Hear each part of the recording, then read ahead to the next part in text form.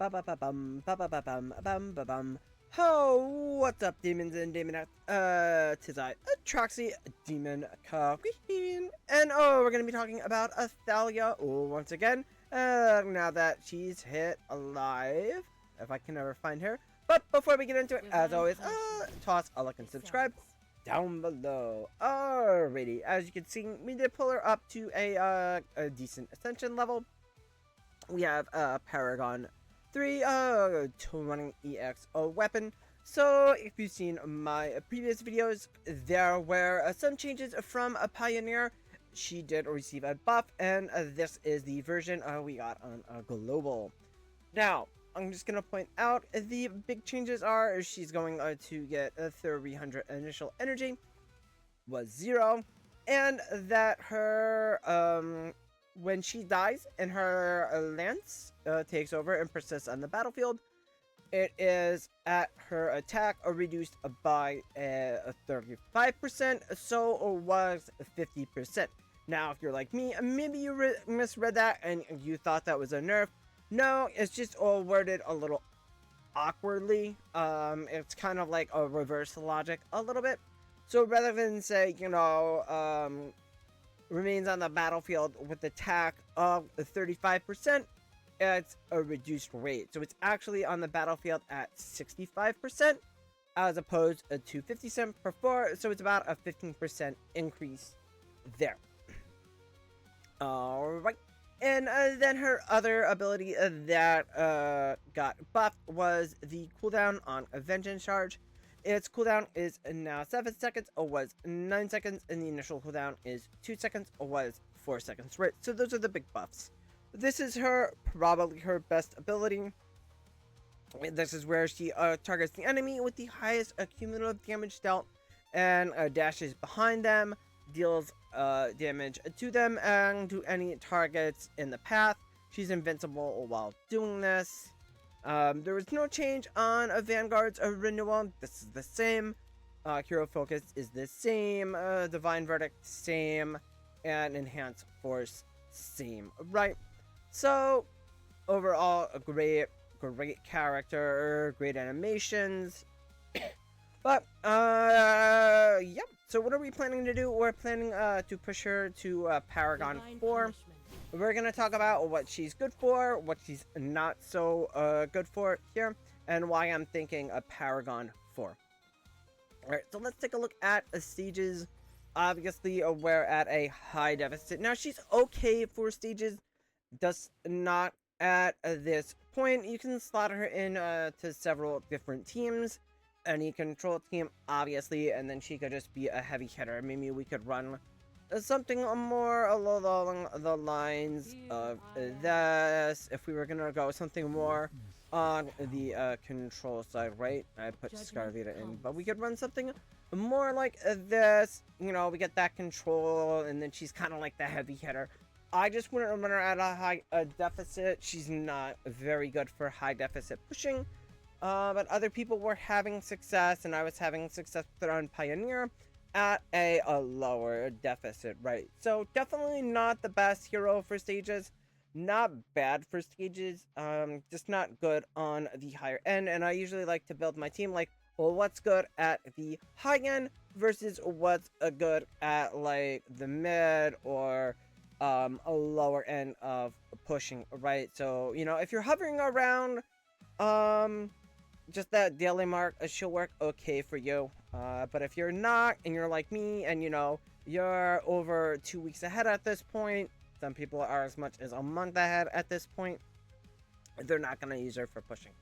So yeah, so she's okay there. Not the greatest though. Let's talk about bossing, or let's not talk about bossing because Athalia is up, so she can't be used in a Dream Realm. Now, we'll get to maybe test her out a bit more once we get, a couple more bosses in Dream Realm where we can deploy her and we can see if the buffs work out well. But as far as Endless is concerned, she does not have percent damage, and percent damage is king in Dream Realm at this point, so she's not really great there. But let's talk about bossing potential and why I think she'll be good for a pre-endless and a ravaged realm. So if we go here, this was the previous meta, right? And as you can see, we managed to eke out a couple extra billion damage. All right, so we got a slightly higher score, and I've been telling people run Athalia over Kruger, because what we're gonna see here, battle record too low, but her damage basically that we're getting here is making up for the difference of the damage that we get via Kruger's damage reduction to the boss, right? Because it doesn't stack that great with all of the other damage reduction going on. So she is good here. So what does that mean for her future? Well, that means she's probably going to be a factor for a Ravaged Realm and the end of this season, as long as it's not like some kind of weird mechanic that we have to deal with.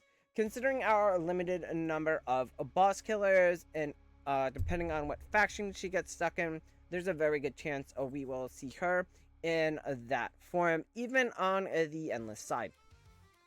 And like I said, because Titan Reaver resembles more closely to a pre-Endless boss, I think she's going to have some potential. Now, this may not be the best boss in the world for her, but just in testing on the Pioneer server, she did look pretty good for pre-Endless. So that's something that'll have to be determined. But as for now, Endless is a no-go. So let's talk about what she's really good at, and that's going to be PvP. Now, we did do some similar testing with her, like we did with Siren in PvP. So we did do some attacks here on good old Brownie. Now,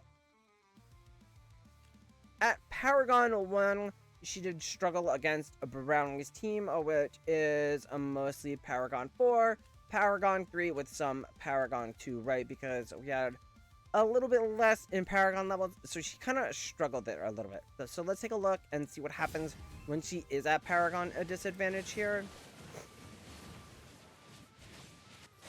So she gets, she's still going, but that's just her lance going.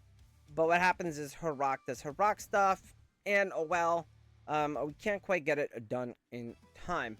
But by adding just one Paragon level, so going to Paragon 2, you can see we switch the odds in our favor. So just getting those extra Paragon stats on her really helped out in this case. So let's go ahead and take a look how it looks different, and now that we've got Paragon 2 in our team.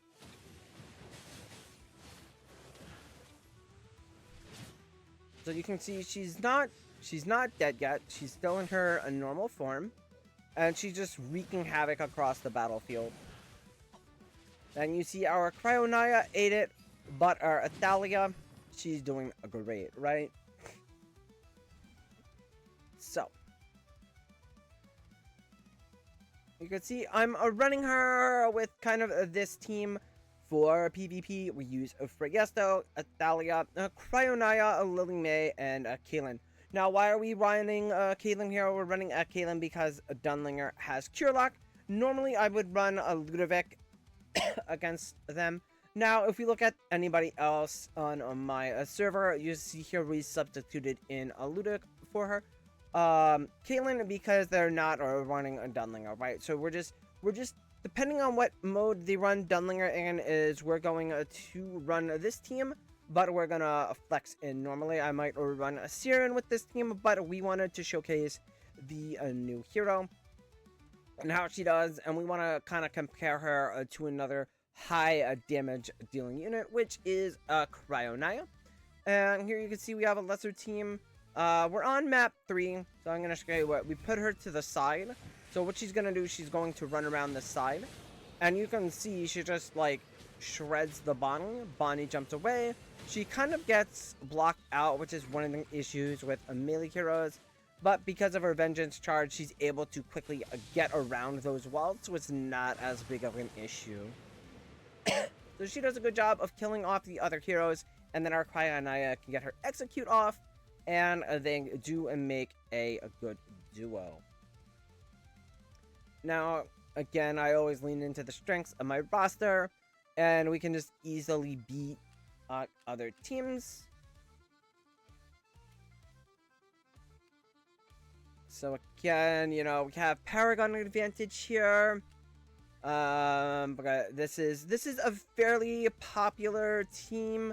Again, this time we're running Siren, we're running the twins, because I want to kind of like depress the value of the team a little bit, and the twins aren't that high for me, but still a very solid unit. So let's take a look here and see what happens.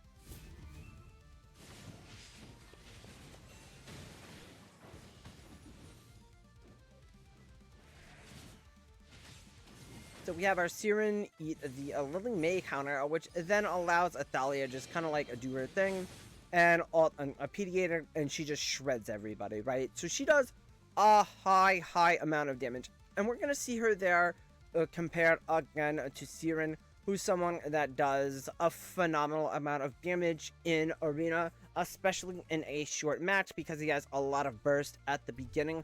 So anytime a hero can kind of compete with Siren on that level, we know that they're going to be legitimate, that they're going to be really good. Now, let's go ahead and we'll talk about the Supreme Arena, or the talent side of things. Alrighty, and now you can see some people beat my defense, but we're currently running Taylene, Tassie, Lily May, Athalia, and Lorson. Alright, so we can go into our formation, and we can take a look at this team. So I think this is one of the stronger teams to run with her. It's definitely something that you may consider running with Clash Fronts if you need an additional Vanguard team that's really strong and able to compete with some of the recommended teams that are out there, right? So if we went again, or we went to this map, and we wanted to beat some of those teams, we could set up something like this, right? We basically want to use the conceal tile for her. It's very strong. It does a lot of damage. Again, we're running with a Storm Strike because it's very nasty. Now, one variation that I have seen that is also very effective runs something more like this. Where is our Damien? Alright, so we would want to use our Damien, right? This would be, again, another very strong comp that we could run for that mode, right? So that's something else to consider. Just this formation here. Now, someone asked me to set up a Graveborn team with her. So I'm going to show you the Graveborn shell that I run, that we can also run with Athalia. So it's going to be a Kaylin. It's going to be a Ludovic. I think they wanted me to throw Dunlinger in. That's fine. I think we'll put Dunlinger here. I want to make it show that our Dunlinger gives that to Athalia. And then we need another Graveborn hero. We could go with Bong. I typically like to go with Anara, but we're not running a Siren. I typically like to run Siren. So what we could do, I just think that this squad's going to be a little bit vulnerable to the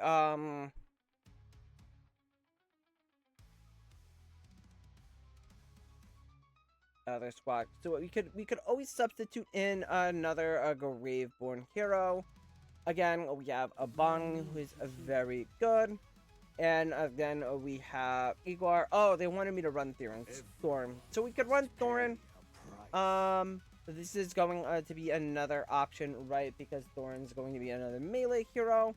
This is a little bit melee heavy. But we can give it a try and we'll see how it goes. I don't know if this is necessarily the best map for it, but we should get some good protection on our Serum, so we're going to save it. But essentially, you can run the Graveborn shell. This is, again, this is sort of a flex plot, we'll say, where we can flex in any hero. Alright, so we'll save that. So again, if you're looking to run something like that for your Clash Fronts teams, again, I would set it up more, we could set it up more like this. I might actually run Nara. I typically run this with Harak, but again, this is kind of a flex spot, and we can flex anybody in there. So yeah, she works well in there. So let's go ahead. You know, we would just leave it like that. That's how it would probably look for Clash runs. I don't know if we'd necessarily run it with Storm Strike. I would probably run it with Surging because I'm going to use a Storm Strike on another bursty team. So that's one team you can run. Now, let's go look at some attacks that we did using Athalia. So here you can see we used the Wilder comp, which is really strong. But we used it against a Cryo Naya team here. And we're talking this team is all, almost all Crown Heroes. Oh no, it is all Crown Heroes, right? And we've only got, 2 Crown Heroes. We've got a Paragon for Tassie. We don't necessarily have as many Mythic Charm sets as they do, but we're going to rely on those Wilder tiles, and our Lorson is going to come up big for us as well. So let's go ahead, we'll check her out in action.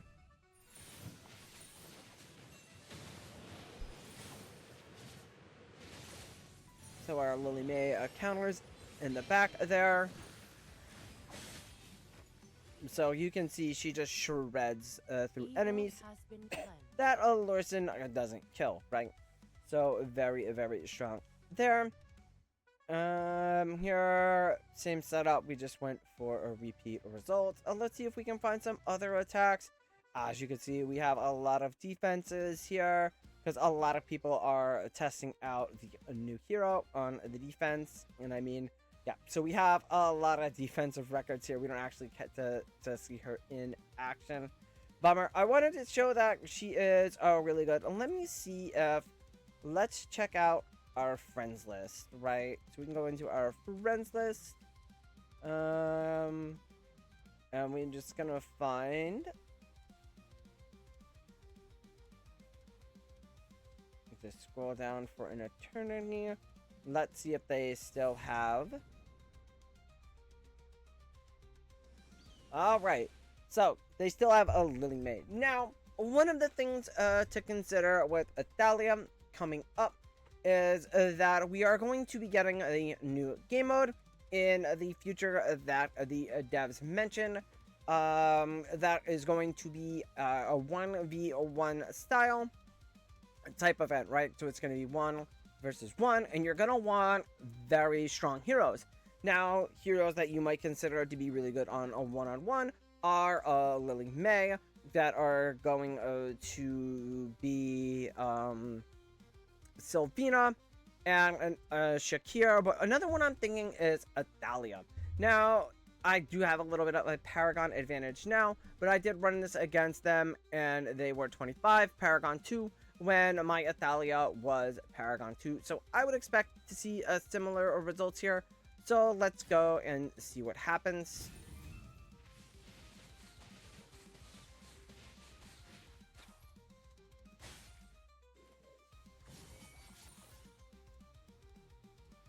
So there you have it. Now, I will mention that Athalia does get a shield from her term set, and you can see that it came in big there. So we would hope that she would get something similar in her kit next season for that game mode, but she has the potential. If not, we could always get like a shielding artifact, right? We have artifacts that shield the front hero. So if we go back into duel, right, we just ran insight to prevent any stuns, but we could run something like Ice Guard spell, right? That grants a shield as well, and we can see how that goes. So she gets like a huge shield. Lily May never gets through the shield. And there you have phenomenal 1-on-1.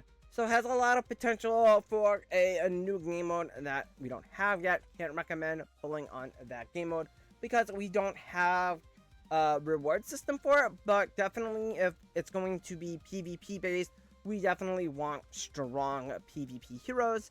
And if you're a whale or you're spending, this is definitely a hero for you that you're going to want. Now, I haven't got a chance to test her out on a regular arena defense. I've mostly been running her on offense. I can say that she is a very, very good offensive weapon, much like Dianel used to be, but even Dianel kind of got power crap dropped off, I think, with the addition of Cryonaya being so good, and so many rear targeting heroes like Siren and like Bonnie. Athalia is someone that you can easily position on the field to avoid that rear hero annoying targeting stuff that can be a devastating force. So, if you are more on the free-to-play spectrum or the light spend spectrum and you're not going to pull every Celestial Hypogean, you can probably pass on her for now, or just hold your resources, and then if she does come up big, be prepared to pull for her at the beginning of the next season, where she could potentially be a factor in pre-Endless Dream Realm. If you are a spender like me, she's definitely a hero that you're going to want to have. Must have, no, very, very nice to have, yes. And that's going to be it for this one. I will catch you in the next one. Bye!